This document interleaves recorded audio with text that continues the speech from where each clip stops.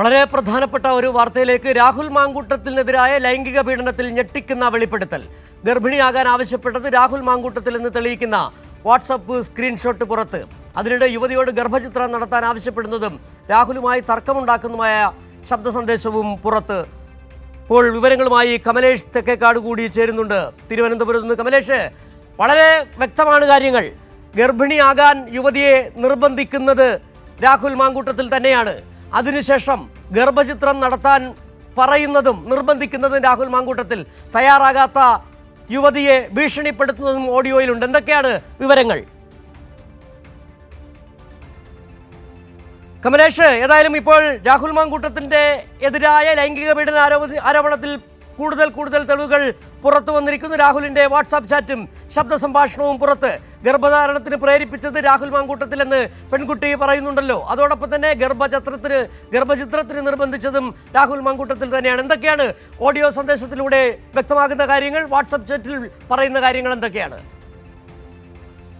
സിജു, നേരത്തെ തന്നെ രാഹുൽ മാങ്കൂട്ടത്തിനെതിരെ നിരവധി തെളിവുകൾ ഈ കേസുമായി ബന്ധപ്പെട്ട് പുറത്തു വന്നിട്ടുള്ളതാണ്. പൊതുസമൂഹത്തിനാകെ അക്കാര്യങ്ങളെല്ലാം അറിയാം. ഇക്കാര്യത്തിൽ തെറ്റ് ചെയ്തിട്ടുണ്ട് രാഹുൽ മാങ്കൂട്ടത്തിൽ, കുറ്റക്കാരനാണ് രാഹുൽ മാങ്കൂട്ടത്തിൽ എന്ന കാര്യത്തിൽ യാതൊരു തർക്കവുമില്ല. പക്ഷേ ഈ വിഷയത്തിൽ പരാതികളൊന്നുമില്ല എന്നുള്ളതാണ് രാഹുലിന് ഇപ്പോഴും MLA കുപ്പായം ഇട്ട് ഞെളിഞ്ഞു നടക്കാനുള്ളൊരു എക്സ്ക്യൂസായി അയാൾ കരുതുന്നത് എന്നതാണ് കാര്യം. ഇതിനിടെയാണ് ഈ നേരത്തെയുള്ള നിരവധി തെളിവുകൾ നിലനിൽക്കുമ്പോൾ തന്നെയാണ് പുതിയ ചില തെളിവുകൾ ചാറ്റായും അതുപോലെ തന്നെ ഓഡിയോ സന്ദേശമായും ശബ്ദ സംഭാഷണമായും ഒക്കെ തന്നെ പുറത്തേക്ക് വരുന്നത്. ഈ ശബ്ദ സംഭാഷണത്തിൽ വളരെ കൃത്യമായി നാളിതുവരെ വന്ന ശബ്ദ സംഭാഷണങ്ങളെ ഒന്നും ഇതുവരെയും രാഹുൽ മാങ്കൂട്ടത്തിൽ തള്ളിപ്പറഞ്ഞിട്ടില്ല എന്നുള്ളതാണ്. സ്വാഭാവികമായും ഇതിനകത്തും രാഹുൽ മാങ്കൂട്ടത്തിൽ വളരെ കൃത്യമായി ആ പെൺകുട്ടിയോട് ആവശ്യപ്പെടുന്നത്, ആദ്യം ഈ ചാറ്റ് മുഖാന്തരം ആവശ്യപ്പെടുന്നത് എനിക്ക് തന്നെ ഗർഭിണിയാക്കണം എന്നുള്ളതാണ്. താൻ ഗർഭിണിയാകാൻ തയ്യാറായിക്കൊള്ളൂ, എനിക്ക് തന്നെ ഗർഭിണിയാക്കണം എന്നതാണ്.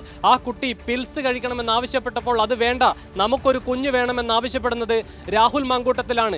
ഇക്കാര്യം കരഞ്ഞുകൊണ്ട് പിന്നീട് ഈ ശബ്ദ സംഭാഷണത്തിൽ ഈ പെൺകുട്ടി പറയുന്നുണ്ട്, താനായിരുന്നല്ലോ കുഞ്ഞ് വേണമെന്ന് ആദ്യം ആവശ്യപ്പെട്ടത്, തനിക്കായിരുന്നല്ലോ അത്തരം ആവശ്യങ്ങൾ ഉണ്ടായിരുന്നത്, എന്നിട്ട് ഇപ്പോൾ എന്തിനാണ് മാറുന്നത് എന്ന് കരഞ്ഞുകൊണ്ട് ആ പെൺകുട്ടി രാഹുൽ മാങ്കൂട്ടത്തിനോട് ചോദിക്കുമ്പോൾ ഉൾപ്പെടെ അസഭ്യമാണ്, തെറിയാണ് വിളിക്കുന്നത് ആ പെൺകുട്ടിയെ. അതോടൊപ്പം തന്നെ തൻ്റെ ഡ്രാമ നിർത്തൂ എന്നതാണ് രാഹുൽ മാങ്കൂട്ടത്തിൽ ആവർത്തിച്ച് പറയുന്നത്. അതായത് ഈ ഗർഭധാരണത്തിന് ശേഷം തനിക്ക് ശാരീരികമായി പലതരത്തിലുള്ള പ്രശ്നങ്ങളുണ്ട്, തനിക്ക് ഭക്ഷണം കഴിക്കാൻ കഴിയുന്നില്ല, ചില മണങ്ങളൊക്കെ തന്നെ അസ്വസ്ഥപ്പെടുത്തുന്നു, തനിക്ക് ആളുകളോടൊന്നും ഇത് സംസാരിക്കാൻ കഴിയുന്നില്ല, വീട്ടിൽ പോയപ്പോൾ എനിക്ക് അമ്മയെ മുഖത്തേക്ക് നോക്കാൻ കഴിയുന്നില്ല, തനിക്ക് കരഞ്ഞു പോകുന്ന സാഹചര്യത്തിലേക്ക് താൻ പോകുന്നു എന്നെല്ലാം ഈ പെൺകുട്ടി കരഞ്ഞുകൊണ്ട് തന്നെ രാഹുൽ മാങ്കൂട്ടത്തിനോട് പറയുമ്പോൾ തൻ്റെ ഡ്രാമ ആദ്യം നിൽക്കൂ, ഗർഭധാരണം നടത്തി ഒന്നോ രണ്ടോ മാസം, അതായത് ഒരു മാസമൊക്കെ കഴിഞ്ഞാൽ എന്താണ് സംഭവിക്കുക എന്നുള്ളത് എല്ലാവർക്കും അറിയാവുന്നതല്ലേ എന്ന് രാഹുൽ മാങ്കൂട്ടത്തിൽ ആ പെൺകുട്ടിയോട് പറയുകയാണ്. താൻ ഈ പറയുന്നതെല്ലാം തൻ്റെ ഡ്രാമയാണ് എന്ന് ആ പെൺകുട്ടിയോട് രാഹുൽ മാങ്കൂട്ടത്തിൽ പറയുകയാണ്. അപ്പോൾ ആ പെൺകുട്ടി പറയുന്ന മറുപടി,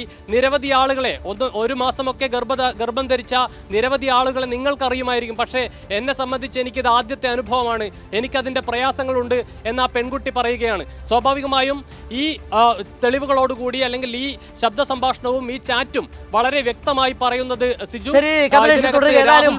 ആ പെൺകുട്ടിയുമായുള്ള രാഹുൽ മാങ്കൂട്ടത്തിന്റെ ഓഡിയോ സന്ദേശം പുറത്തു വന്നിട്ടുണ്ട്. അത് കേട്ട ശേഷം കമലേഷിലേക്ക് തിരികെ വരാം. ഡോക്ടർ അറിയാം, അമ്മയ്ക്കൊക്കെ അറിയുന്ന ഡോക്ടറാണ്. എനിക്ക് പേടിയുണ്ട് അമ്മയ്ക്ക് പോകാൻ വേണ്ടിട്ട്.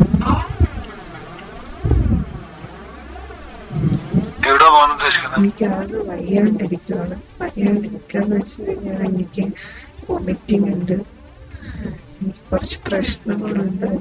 എന്റെ പൊന്നു സുഹൃത്തെ, താൻ ആദ്യം ഒന്ന് റിയലിസ്റ്റിക് ആയിട്ട് സംസാരിക്കുക. ഈ ഡ്രാമ കാണിക്കുന്നത് എനിക്ക് ഇഷ്ടമേ അല്ല. ഡ്രാമ പറയുന്നത് എനിക്ക് വയ്യാണ്ടിരിക്കാൻ എല്ലാവരും ശ്രദ്ധിക്കുന്നുണ്ട്.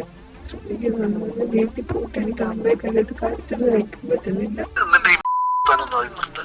ഞാൻ എന്നോട് കഴിഞ്ഞ ദിവസം ഇതിനെപ്പറ്റി സംസാരിച്ചപ്പോൾ നീ എന്നോട് പറഞ്ഞത് ഇന്നുകൊണ്ട് ലോകം അവസാനിക്കാൻ പോകല്ലോ, എനിക്കൊരിത്തിരി സമയം താ എന്ന് പറഞ്ഞു. എന്റെ 3 ദിവസമായിട്ടുള്ള കമ്മ്യൂണിക്കേഷൻ ഉള്ളത് നിങ്ങളുടെ കൂടാതെ ഇതിന്റെ കാര്യങ്ങളൊക്കെ ചെയ്തു പോകുന്നു. പിന്നെ ഞാൻ എന്താ അതിനെ പറ്റി ബോധനാകുന്നു. പിന്നെ ഇന്ന് ഞാൻ ചോദിച്ചപ്പോൾ മാത്രം നിനക്കുള്ളൊരു ചൂട് ഞാൻ പതുക്കെ സംസാരിക്കുന്നുണ്ട്.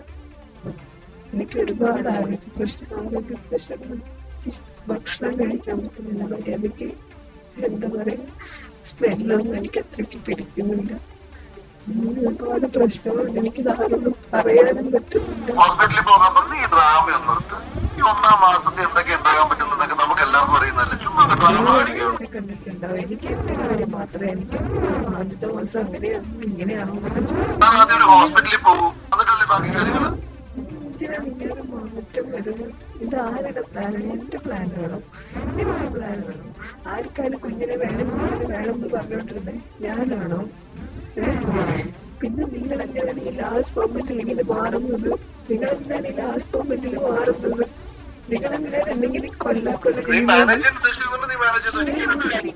കാര്യം പറഞ്ഞോണ്ടിരിക്കുന്നത്? നിങ്ങൾക്കല്ലേ ഇതിന് വേണമെന്ന് പറഞ്ഞോണ്ടിരുന്നത്? എനിക്ക് പറ്റുമോ തോന്നുന്നു. നിനക്കില്ലാത്ത പ്രശ്നം എന്താ? എനിക്ക് ആരുടെ സഹായം ഇല്ലാതെ, ഒരു മനുഷ്യരുടെ സഹായം ഇല്ലാതെ ചെയ്തു തരുമെന്ന് തോന്നുന്നു.